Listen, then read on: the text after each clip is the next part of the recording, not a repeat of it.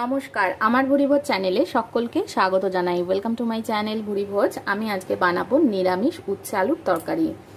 তার জন্য উচ্ছেগুলোকে এইভাবে কেটে নিয়েছি। যে শক্ত বীজগুলো আছে তার বেশিরভাগই ফেলে দিয়েছি। তো এইভাবে উচ্ছেগুলোকে কেটে নিয়েছি। আর আলুগুলোকে এইভাবে ছোট ছোট করে পোস্তর আলু যেইভাবে কাটে ওইভাবে কেটে আলুগুলোকে আমি একটু নুন দিয়ে সেদ্ধ করে নেব। আলুটা সেদ্ধ করতে বসিয়ে দিয়েছি। এবার আলুর মধ্যে একটু নুন দিয়ে দিচ্ছি। নুন দিয়ে এটা সেদ্ধ করে নেব। উচ্ছেগুলো একটু নুন দিয়ে মাখিয়ে নিচ্ছি ভাজবার আগে।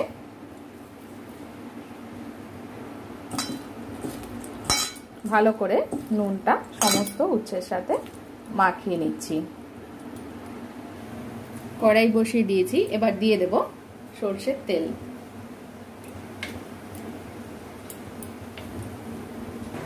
তেলটা গরম হয়ে গেছে। এবার নুন মাখানো উচ্ছেগুলো দিয়ে দিচ্ছি।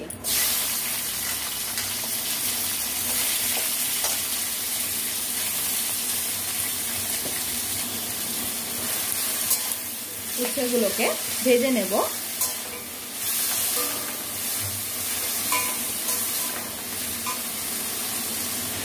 সব উচ্ছেগুলো একসাথে দিয়ে দিয়েছি।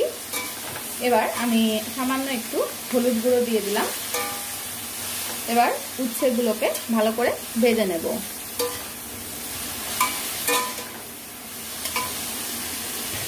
পাশে আলুটা সেদ্ধ হচ্ছে,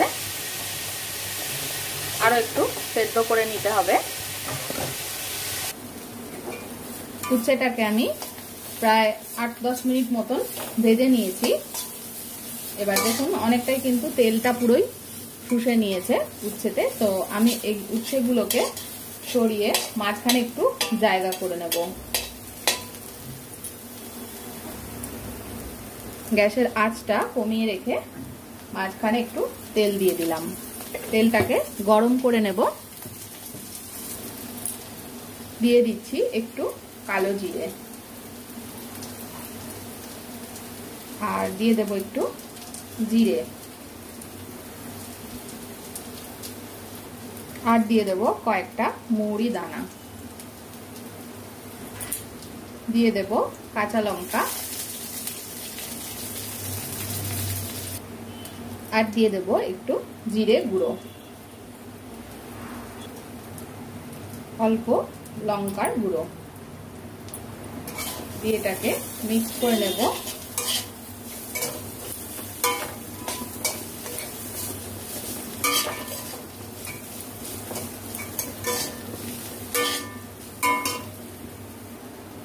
মশলাটা ভালো করে একটু মিশিয়ে নিয়ে এবার দিয়ে দেব সেদ্ধ করে রাখা আলুগুলো।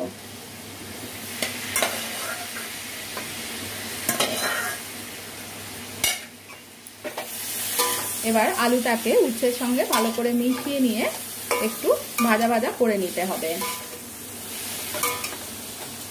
দিয়ে দিচ্ছি একটু হলুদ গুঁড়ো, মিশিয়ে নেব ভালো করে।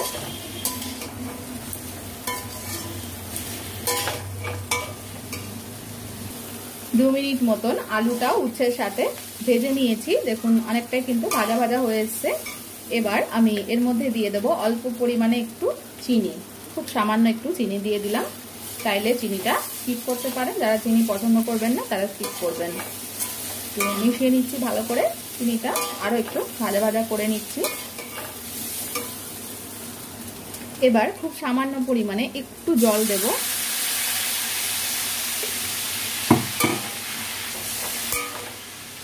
যেহেতু উচ্ছে আলুর তরকারি তো একটু মাখা মাখা করব, তার জন্য একটু জলটা দিলাম।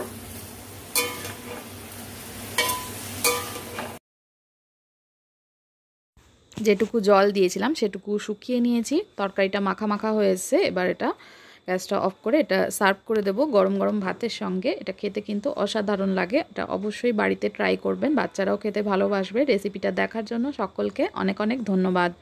সকলে ভালো থাকবেন, সুস্থ থাকবেন।